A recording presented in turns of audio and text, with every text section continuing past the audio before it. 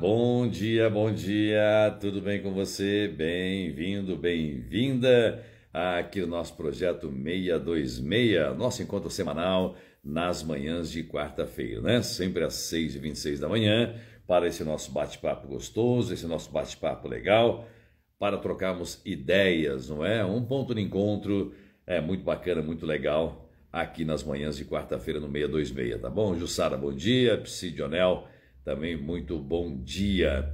É um prazer imenso tê-los aqui com a gente, né? W Fiores também, para esta troca de energia. Aline, também muito bom dia. Bem, na live de hoje nós vamos falar sobre a histeria, não é?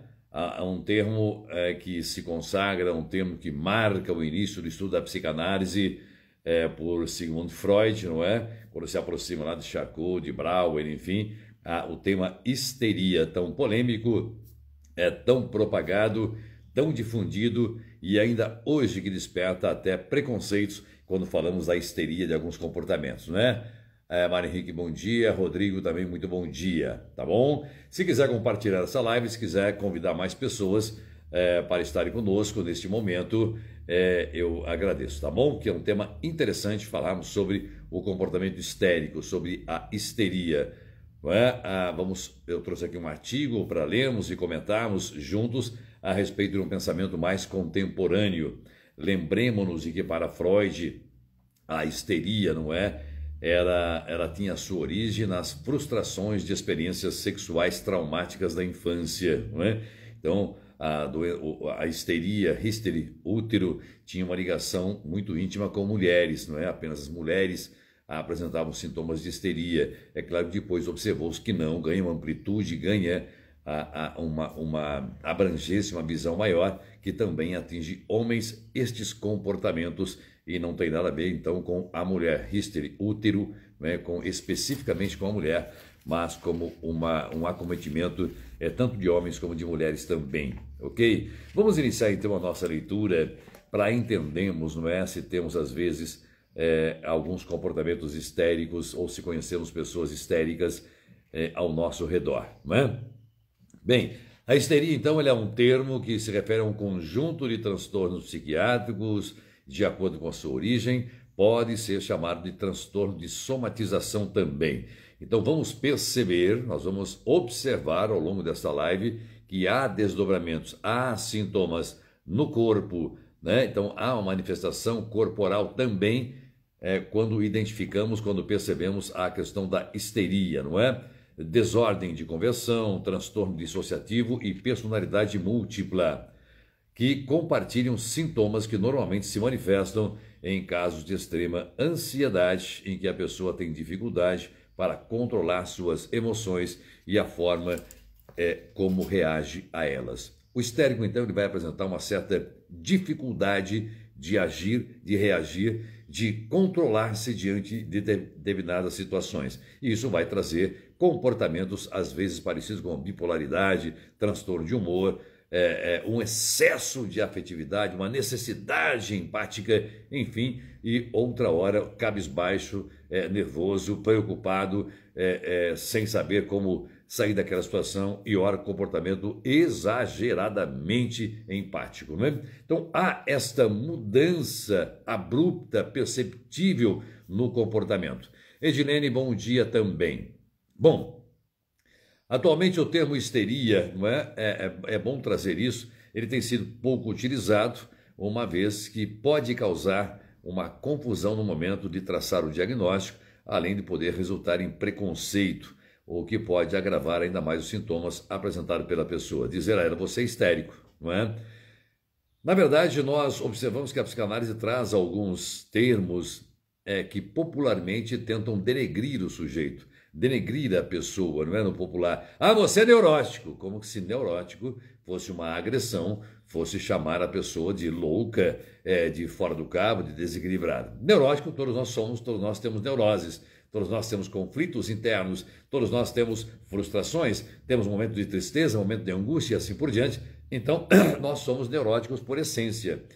É o próprio fato de sermos neuróticos que nos impulsiona na busca do prazer, na busca da realização dos nossos desejos.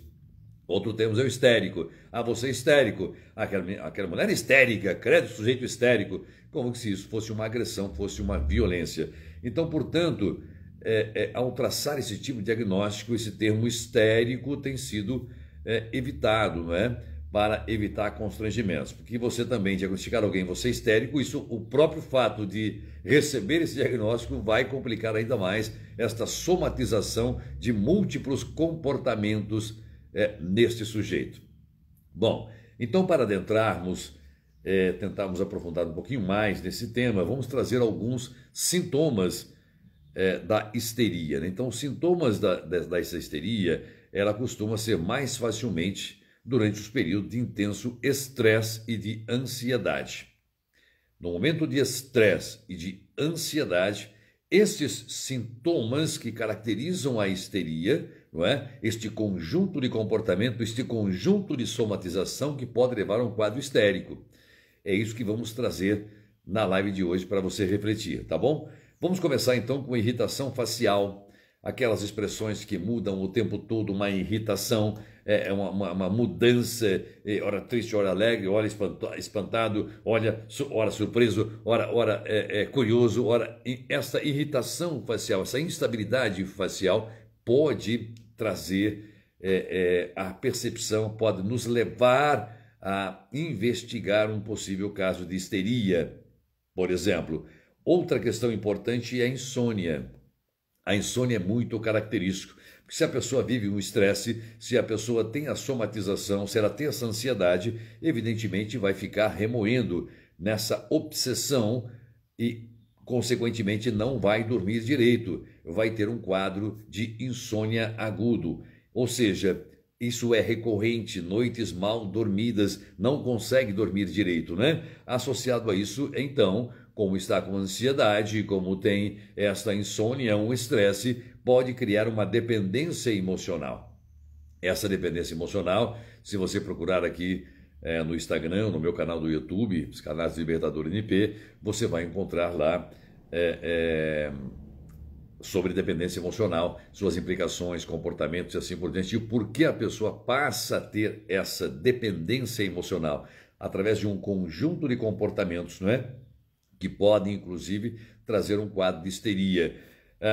Cãibras, por exemplo, vamos falar em somatização, cãibras, sensação de peso nos braços, peso nas pernas, tudo isso pode nos levar pode indicar também um quadro de histeria. Então, essas cãibras, sensação de peso nas pernas e nos braços, de não conseguir caminhar, não conseguir levantar a toda hora com cãibra e assim por diante, os membros pesados, pode nos levar a compreender que há uma somatização de outros sintomas, não é que pode levar à histeria, ao pensamento que se trata de um paciente histérico, não é?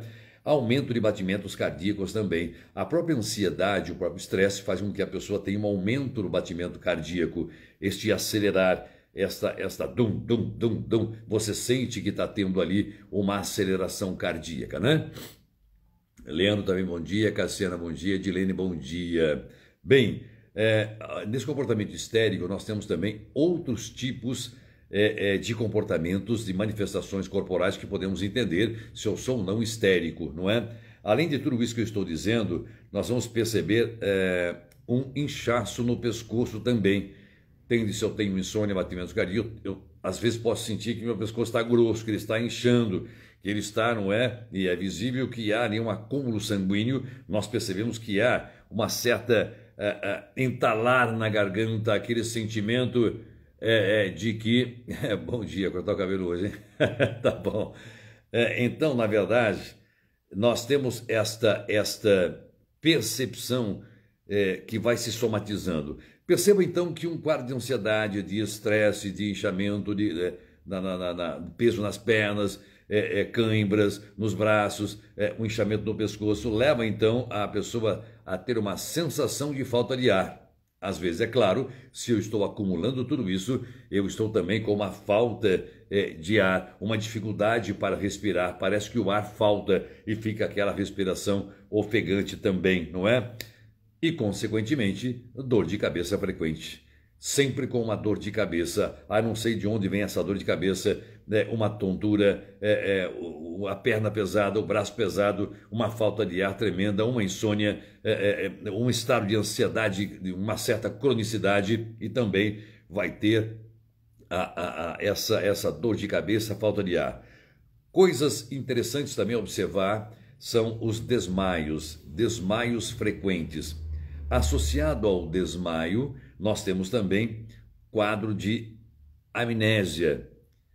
A pessoa às vezes pode ter momentos de esquecimento, pode acontecer momentos de apagão geral, não é? Esse quadro então de ansiedade, esse quadro de dores musculares, de sufocamento, de ansiedade, sensação de perda, sensação de abandono, sensação de menos-valia, sensação, enfim, pode levar a pessoa a ter amnésia, como uma espécie de mecanismo de defesa para esquecer aquilo. É claro que se recupera, não estamos falando de Alzheimer, nada, mas quadros de amnésia, quadros de apagão, não é? Outra coisa importante a considerar são os tremores. Os tremores também são consequências, são muito parecidos, não é? Ou somatizados. Perceba que eu estou trazendo aqui uma somatização de sintomas, o desdobrar destes sintomas, não é? De como isso vai representar. Sensação de bola na garganta, como eu já disse agora, uma sensação de bola na garganta, isso é importante também entender, não é? Garganta travada, movimentos musculares violentos também, não é? Como uma espécie de reação de autodefesa. É importante pensarmos nisso, é importante refletirmos sobre essas questões, não é? Para entendermos se estamos falando de um comportamento histérico, não é? Ansiedade, como eu já disse, que é muito característico, esta ansiedade é notável, não é? Este quadro de ansiedade, de preocupação em querer resolver um problema, e pode trazer uma certa alucinação. Eu posso começar a imaginar situações, imaginar coisas, as pessoas estão contra mim, as coisas não dão certo, manias persecutórias também, não é? Achar que todos estão contra mim, mania de perseguição, não é? Quadros de alucinação, ficar inventando coisas e que pode levar também a uma depressão. Então perceba, meu querido e minha querida, que a análise da histeria é muito ampla. É por isso que Freud, no início de seus estudos, ele se dedica muito a isso, não é? E ele vai valer-se de muitas ferramentas, de muitos mecanismos para estudar isso. Não vou trazer aqui a história, não adianta trazer aqui uma aula sobre a histeria ou sobre a psicanálise ou Freud. Não essa é a nossa proposta, não é essa a nossa proposta aqui neste momento, não é? Não estamos numa sala de aula. Apenas comentando superficialmente para que você entenda que o Freud se dedica desde o início dos estudos de Freud, então tornou-se a histeria, não é? Que ele, aproximando-se, repito, hipnólogos, Charcot, Brau, enfim, ele se interessa por este tema e passa a desenvolver, trazendo, inclusive, muitas experiências. Tati, bom dia também, minha querida. Então, estes sintomas que eu trouxe aqui, assim como os traços de personalidade, embora sejam mais comuns em mulheres, atenção, querida, também podem afetar homens que sofrem de ansiedade constante. Normalmente, os sintomas surgem em crises que podem durar entre algumas horas, dias ou até semanas.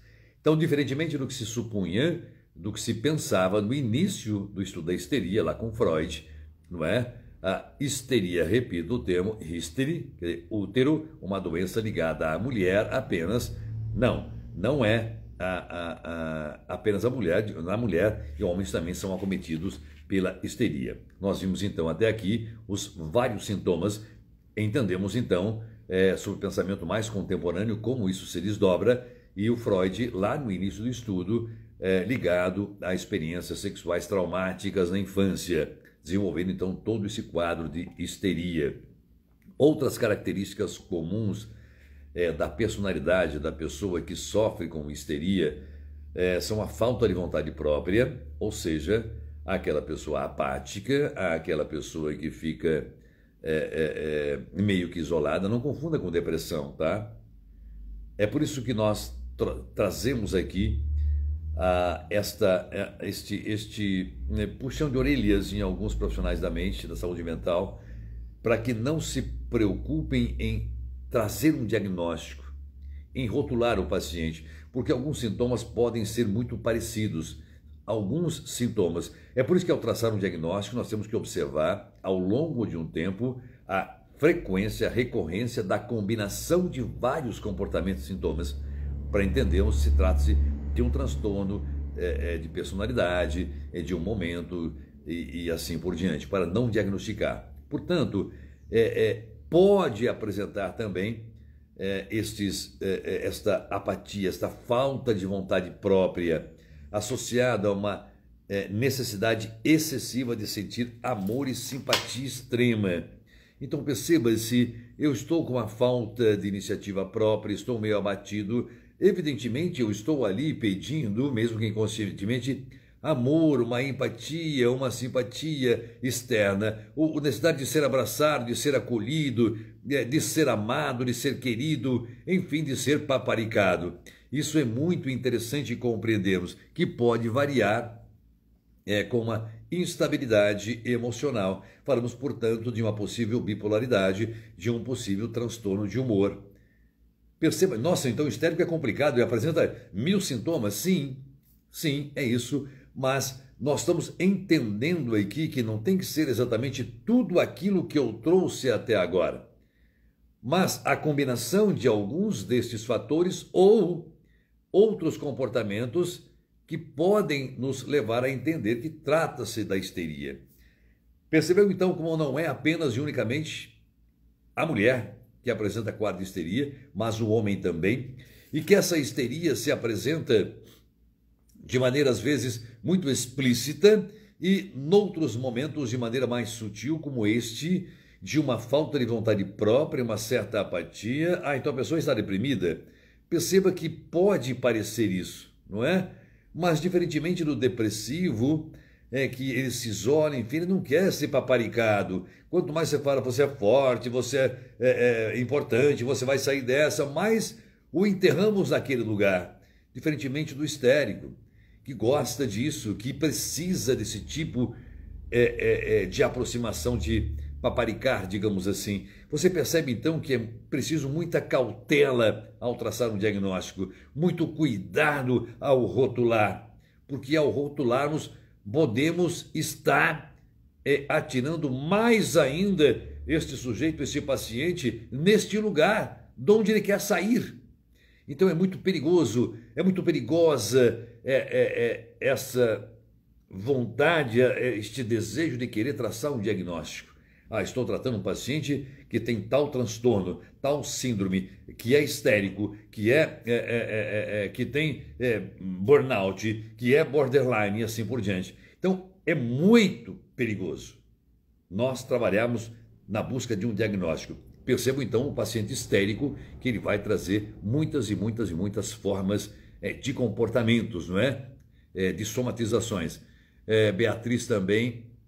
Caixeta, muito bom dia, minha querida. Bom, então, os sintomas da histeria, como eu trouxe aqui agora, na maioria dos casos, não é? Começam quando uma grande carga de afeto e de emoção fica reprimida. Então, podemos entender, quando Freud vai ligar no início dos estudos a experiências traumáticas, experiências sexuais traumáticas da infância, não é? Ali no início da sexualização, na fase fálica, latência, nós estamos falando então de uma grande carga de afeto reprimida lá na infância, desejos sexuais, desejos de explosões, desejo de contestação, desejo de enfrentamento, uma série de fatores podem ter acontecido, uma grande carga de afeto reprimida, não é? Levando a um grande sentimento de culpa e de ansiedade. Bem, quando uma carga de afeto, o que é uma grande carga de afeto reprimida? Aqui nós podemos caminhar por vários lugares, várias percepções, várias hipóteses. Por isso que o psicanalista, ele trabalha com uma linha investigativa, ele vai investigar, vai questionar, vai perguntar, vai confrontar, ele vai fazer devolutivas na tentativa de levar o paciente a este lugar, não é? Para podermos entender onde está essa carga violenta de afeto, se no assédio, se no estupro, se num rompimento, se numa perda importante, numa morte, a perda de um ente querido, uma briga violenta, uma separação traumática, uma carga violenta de afeto que fica reprimida em determinado momento, que gera uma grande ansiedade, pois a pessoa não sabe como sair daquele lugar, não sabe como resolver aquela questão. Portanto, esta carga reprimida de afeto, nós sabemos que cria uma tensão psíquica, gera uma ansiedade que vai invariavelmente gerar um recalcamento. E é este retorno do recalcamento que vai trazer esta multiplicidade de sintomas que combinados podemos entender como comportamento histérico, como a histeria, não é, de Freud. Não é? Então perceba que eu estou traçando um paralelo entre a histeria, lá do início do estudo da psicanálise de Freud, Charcot, Brauer, aqueles personagens importantes que ganham destaque no desenvolvimento da psicanálise, com um pensamento um pouco mais contemporâneo. Antes só mulheres, depois entendemos que homens também são acometidos pela histeria. Além disso, alguns fatores hereditários também podem estar envolvidos, uma vez que esse distúrbio é mais comum dentro da mesma família. Bem, essa hereditariedade pode ser genética e principalmente comportamental. Nós percebemos que quando falamos filho de peixe, peixinho é, o cipó acompanha o pau, lares desestruturados criam crianças desestruturadas, pais narcisistas trazem filhos repletos de problemas, de menos-valia, de não pertencimento, de não acolhimento e assim por diante, ou de comportamentos histéricos também. O ambiente onde podemos trazer um pouco de Winnicott, falando da ambiência, não é? Ele fala muito sobre isso. O meio me influencia, o meio interfere, não é? O Lacan vai dizer que a introjeção, a formação do espelho, o Freud fala sobre as influências que recebemos, o Winnicott vai falar sobre a ambiência, enfim, o comportamento geral daquela família influencia a pessoa. Pais que brigam o tempo todo, lar desestruturado, pancadaria, ofensa, xingo e tal, aqueles palavrões que conhecemos, né? Você é puta que pariu, vai comer tomate cru. Cria uma ansiedade nesta criança que pode levar a um quadro de combinação com outros fatores que vão se associando, sendo reprimidos, podem trazer um quadro de histeria. Então a ambiência também é muito importante. É por isso que eu repito que o psicanalista, ele trabalha com uma linha investigativa, ele vai investigar o seu paciente. Não pode ter a preocupação de imediatamente tentar rotular o seu paciente. Não é disso que precisamos para ajudá-lo. Nós não precisamos rotulá-lo, não precisamos diagnosticá-lo imediatamente para poder ajudá-lo, mas permitir que ele caminhe por esses lugares em sua mente, que ele busque no seu passado a origem de um trauma, um significante importante que possa explicar ao analista aquele significado do seu discurso, não é? Lembra-se que o Lacan vai trazer para a gente, ouça o discurso, mas tente escutar o que há por trás disso, escutar o significante. É por isso que trabalhamos com a investigação, sem querer adivinhar diagnóstico. Isso está parecendo um comportamento histérico. Isso aqui é transtorno tal. Isso aqui é uma síndrome. Não, não é esse o nosso papel. Porque se nós ficarmos preocupados com isso, nossa atenção flutuante se perderá. Nós estaremos apenas ouvindo o paciente, mas não escutando-o.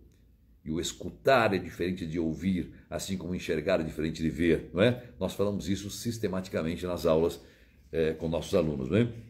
Então a histeria, ela também é mais frequente em pessoas que cresceram ou vivem em um ambiente familiar instável e de grande tensão. Acabei de falar, estou dando sequência no artigo aqui, então percebo que eu falei isso, num ambiente instável, um ambiente de grande tensão, de pressão, de um ambiente desestruturado, um ambiente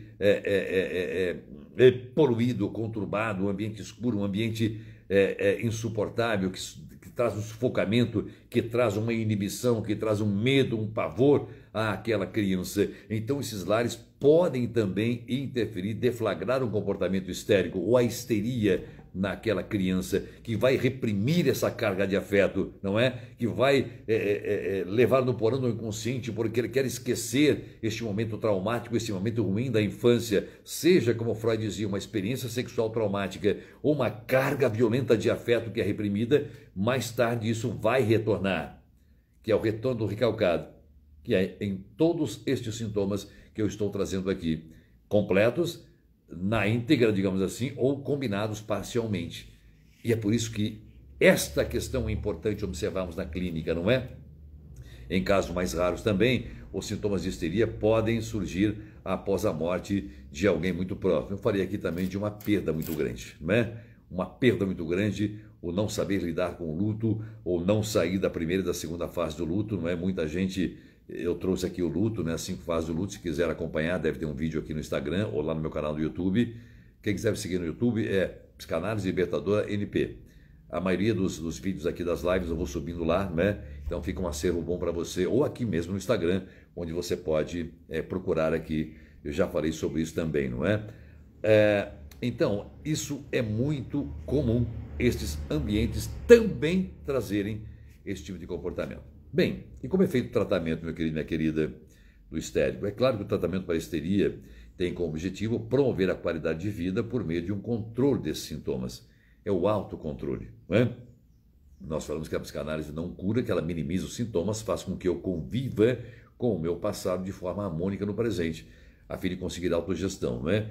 Então, os tratamentos mais frequentes indicados são a psicoterapia, que é feita no consultório de psicólogo, psicanalista, psiquiatra, através de conversas, diálogos que ajudam o paciente a encontrar formas de aliviar o estresse e a ansiedade sem desenvolver os sintomas. Portanto, estamos falando em autogestão e autocontrole. Ele identificar, o objetivo da psicanálise, da psicologia, é ajudar o paciente a identificar, então ele traz um sintoma, ele traz uma demanda, a identificar a causa disso. A identificar, por exemplo, você está com dor no seu pé porque ali há um espinho.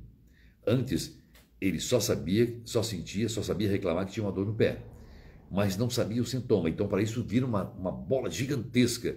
Então, você ajuda a identificar, há um espinho no seu pé. Entende? O psicólogo psicanalista não vai tirar o espinho. O conscientiza de que a sua dor, olha aqui, possivelmente vem desse espinho no seu pé.